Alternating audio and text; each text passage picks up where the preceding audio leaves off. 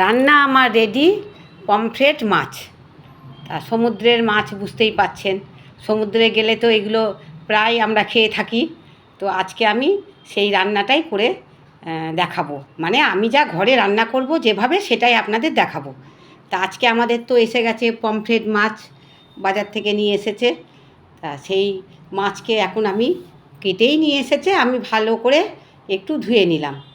তো স্বাগত বন্ধুরা, আপনারা সবাই কেমন আছেন? আশা করি আপনারা সকলে ভালো আছেন, আমরাও ভালো আছি। আর গরম তো একটু কমেছে, তো তাই আজকে আমি এখন এই পমফ্রেট মাছ রান্না করব, সেটাই এখন আমি আপনাদেরকে দেখাবো।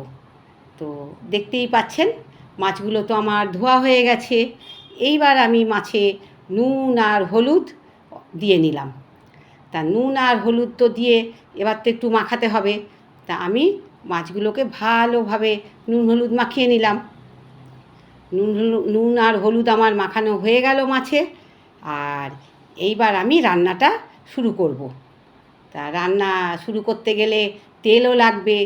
তা কড়াইয়ে আমি তেল দিয়ে দিয়েছি। এইবার আমি তেলটাকে একটু গরম করতে দিয়েছি। তা তেল কিন্তু আমার বেশ ভালোভাবে গরম হয়ে গেছে।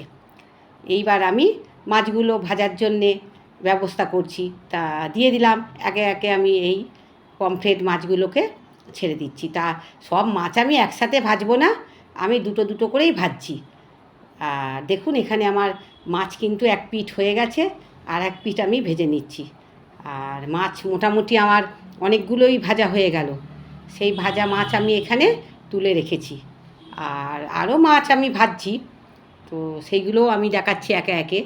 তো ওই দুটো দুটো করে ভাজছি, যাতে মাছ আমার ঠিক ভালোভাবে উঠে যায় কড়াই থেকে। অনেক সময় তো লেগে যায়।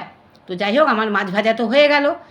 আর এইবার আমি কড়াইয়ে দেখুন ফোড়নের জন্য দিয়েছি দুটো কাঁচা লঙ্কা, আর আমি দিয়েছি 5 ফোড়ন। এবার ফোড়ন আমার তো গরম হয়ে গেছে। আর এইখানে আমি একটু আলু রেখেছি, তাই এই আলুটা আমার একটু সিদ্ধ করা আছে। আপনারা কাঁচাও দিতে পারেন ভেজে। তা এই আলুগুলো এখন আমি আর একটু ভাজতে দিলাম। তা বেশ আলুগুলো একটু ভাজা ভাজা হলো। এবার আমি দিয়ে দিয়েছি একটা পেঁয়াজ। আমি কিন্তু খুব বেশি পেঁয়াজ দেব না, ওই একটা পেঁয়াজকেই আমি দেখুন খুব ভালো লাল করে ভাজবো। তা আমার আলু পেঁয়াজ বেশ লাল করেই ভাজা হয়ে গেছে। এইবার আমি এতে দিয়ে দিচ্ছি মশলাটা। এর মধ্যে আছে টক দই, আছে সর্ষে, আছে পোস্ত, আর 4টে কাঁচা লঙ্কা বাটা, এই আমার আছে। তাই সর্ষে, পোস্ত, কাঁচা লঙ্কা আর টক দই এইবার আমি দিয়ে দিলাম। তা আমার তো দেওয়া হয়ে গেল সর্ষে পোস্ত। এইবার আমি নাড়াচাড়া করছি। খুব সহজই রান্না, সবাই এরকম করেই করে। তো আমি বাড়িতে এরকমভাবেই রান্নাটা করি।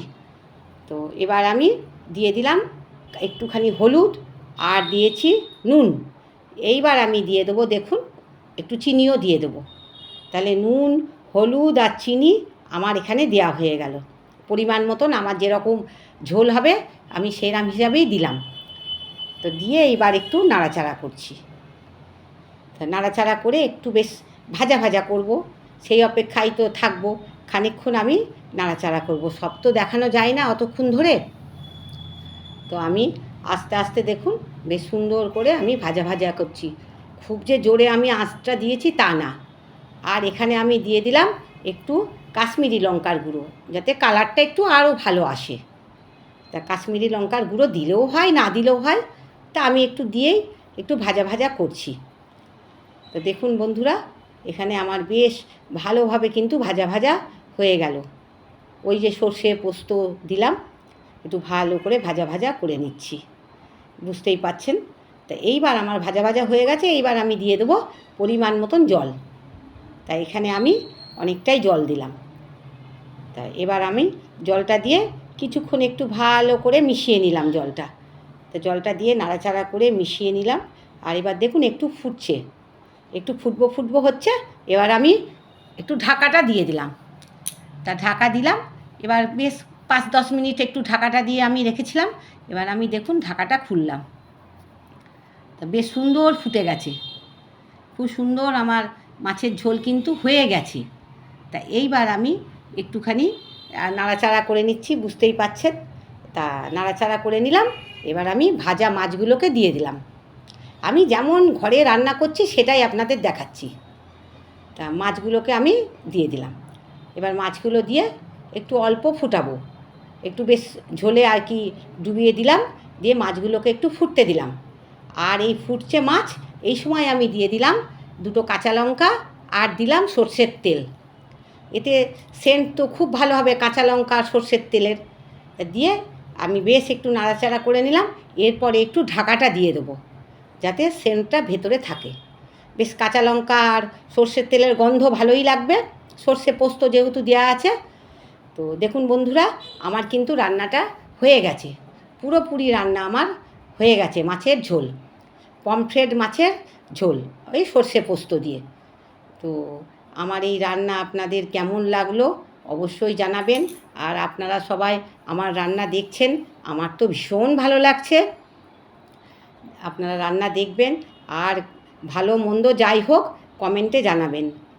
আর জানি অনেক রকমভাবেই এই সব মাছ রান্না করা যায়, তা আমি শুধুও করি।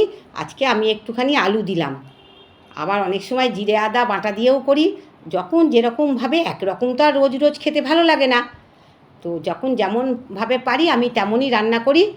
তো বন্ধুরা সবাই ভালো থাকবেন, সুস্থ থাকবেন। আমি আবার অন্য কোনো রান্না নিয়ে আসবো। আজকে আসি।